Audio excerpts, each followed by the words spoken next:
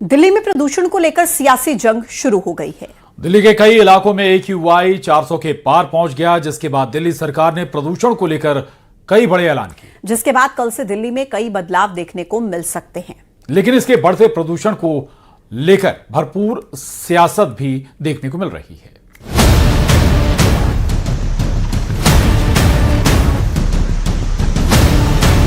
इतना रिस्क था ऐसे इतनी फॉग की वजह से कि मतलब कभी भी एक्सीडेंट हो सकता है। स्ट्रीट लाइट्स दिख रही हैं, स्ट्रीट लाइट की वजह से जितनी विजिबिलिटी है उतनी है, वरना हम लोग कुछ भी नहीं देख पा रहे हैं। बढ़ते एयर पॉल्यूशन में सांस लेना और खुद को सांस की समस्याओं से बचाना बड़ी चुनौती है और इस समय इस चुनौती का सामना पूरा देश कर रहा है। और बढ़ते पॉल्यूशन की सबसे ज्यादा मार झेल रही है देश की राजधानी दिल्ली, जहां AQI इतना ज्यादा बढ़ गया है कि हर कोई परेशान है। इस बीच दिल्ली में प्रदूषण को लेकर सियासी जंग भी शुरू हो गई है। दिल्ली के कई इलाकों में AQI 400 के पार पहुंच चुका है, जिसके बाद आज दिल्ली सरकार ने प्रदूषण को लेकर कई बड़े ऐलान किए, जिसके तहत कल से दिल्ली के सभी सरकारी और निजी संस्थानों में 50% वर्क फ्रॉम होम जरूरी होगा। हालांकि हेल्थ केयर, अस्पताल, फायर, जेल, सार्वजनिक परिवहन जैसी सुविधाओं पर यह नियम लागू नहीं होगा। इसी के साथ ही सरकारी और निजी संस्थाओं से वर्किंग आवर्स को फ्लेक्सिबल करने की भी अपील की गई है। तो वहीं सरकार ग्रेड 3 में काम बंद होने से प्रभावित रजिस्टर्ड कंस्ट्रक्शन मजदूरों को 10,000 रुपए का मुआवजा देगी। दिल्ली सरकार की तरफ से कहा गया है कि नियमों का पालन न करने वालों पर जुर्माना लगाया जाएगा। आज श्रम मंत्रालय ये निर्देश जारी कर रहा है सभी प्रतिष्ठानों के लिए, दिल्ली के सरकारी और प्राइवेट सभी प्रतिष्ठानों में कल से मैक्सिमम केवल 50% अटेंडेंस अलाउ होगी। बाकी 50% लोगों को वर्क फ्रॉम होम ये मैंडेटरी सभी प्रतिष्ठानों को देना होगा। उधर विपक्षी पार्टियों ने भी प्रदूषण पर केंद्र और दिल्ली सरकार को घेरना शुरू कर दिया है। आज यूपी के सांसद चंद्रशेखर आजाद संसद भवन के सामने प्रदूषण के खिलाफ तख्ती लेकर बैठ गए। उन्होंने कहा कि सरकार इस मुद्दे पर बहरी हो गई है।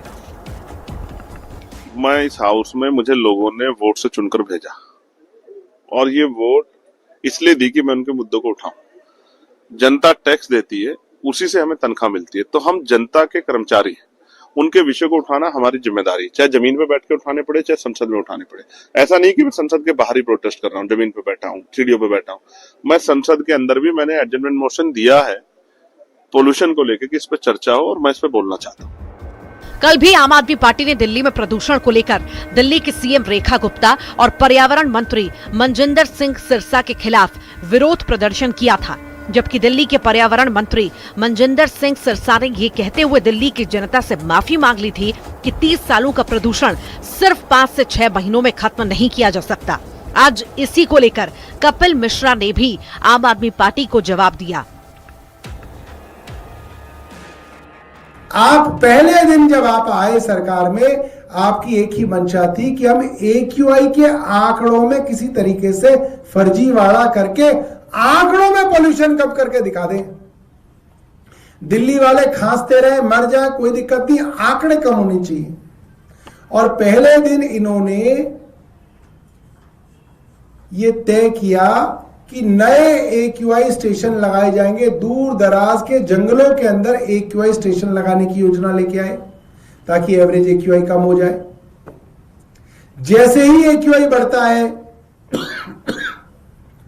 दिल्ली के AQI मॉनिटरिंग स्टेशंस को ये शट डाउन कर देते हैं।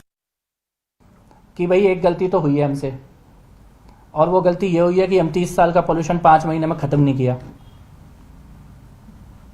ये भी गलती हुई है कि पिछला मुख्यमंत्री भाग जाता था 1 महीने, हर दिसंबर जनवरी 1 महीने की छुट्टी लेके भागता था दिल्ली से।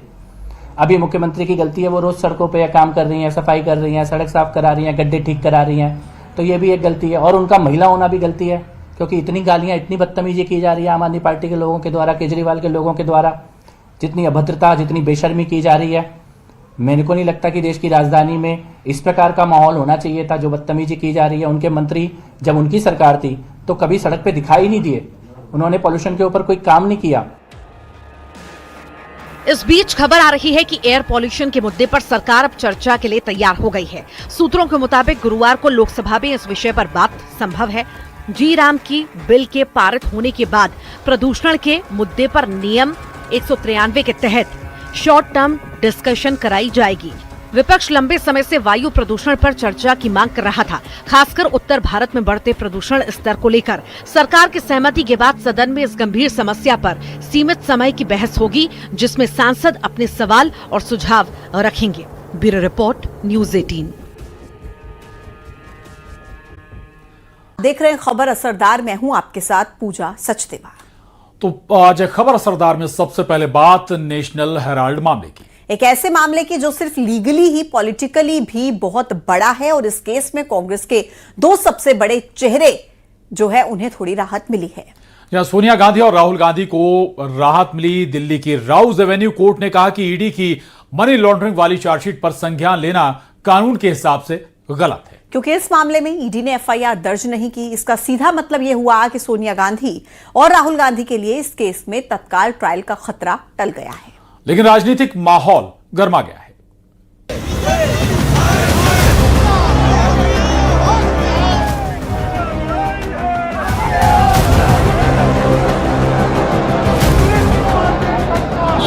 एक पॉलिटिकल वेंडेटा, एक द्वेष की दृष्टि से ये केस किया जा रहा है। नेशनल हेराल्ड केस में सोनिया गांधी और राहुल गांधी को टेम्पररी राहत मिली तो कांग्रेस ने ईडी और सरकार के खिलाफ शहर शहर मोर्चा खोल दिया। प्रदर्शन हुआ, नारेबाजी हुई, कई जगहों पर कांग्रेस नेताओं को हिरासत में भी लिया गया। शोर बहुत था, जोर नहीं था, आरोप था, आधार एकदम नहीं था। ये सब एक राजनीतिक द्वेष की कहानी है। ये गैंग्स ऑफ गांधीनगर जिस तरह से हमारी एजेंसीज का दुरुपयोग करता है, आज वो बेनकाब हो गया। आज उस पोल खुल गई। ईडी ने एक फर्जी केस बनाया था का संज्ञान लेने से इनकार कर दिया। दिल्ली की राउज एवेन्यू कोर्ट ने प्रवर्तन निदेशालय यानी ईडी की मनी लॉन्ड्रिंग वाली चार्जशीट पर संज्ञान लेने से इनकार कर दिया है। ये चार्जशीट सोनिया गांधी, राहुल गांधी और अन्य आरोपियों के खिलाफ थी। कोर्ट ने कहा कि ईडी की शिकायत 2012 में दायर एक निजी कंप्लेंट पर आधारित थी, न कि किसी एफआईआर पर। इसलिए पीएमएलए के तहत चार्जशीट को स्वीकार नहीं किया जा सकता। हालांकि कोर्ट ने साफ किया कि ईडी अपनी जांच जारी रख सकता है। आज भी वो बेल पे बाहर हैं 420 करने के आरोप पर, और ये कहना गलत नहीं होगा कि सबसे भ्रष्टाचारी परिवार पूरे विश्व में राजनीति में कोई है तो वो नकली गांधी परिवार है। ये बैलगाड़ी है। ये गैंग्स ऑफ गांधीनगर क्या है? अगर इनकी ही भाषा में जवाब दिया जाए तो भारत के लोग तो कहते हैं डकैत ऑफ इटली। इधर दिल्ली के 7 अलग अलग राज्यों में भी कांग्रेस ने केंद्र सरकार के खिलाफ मोर्चा खोल दिया है।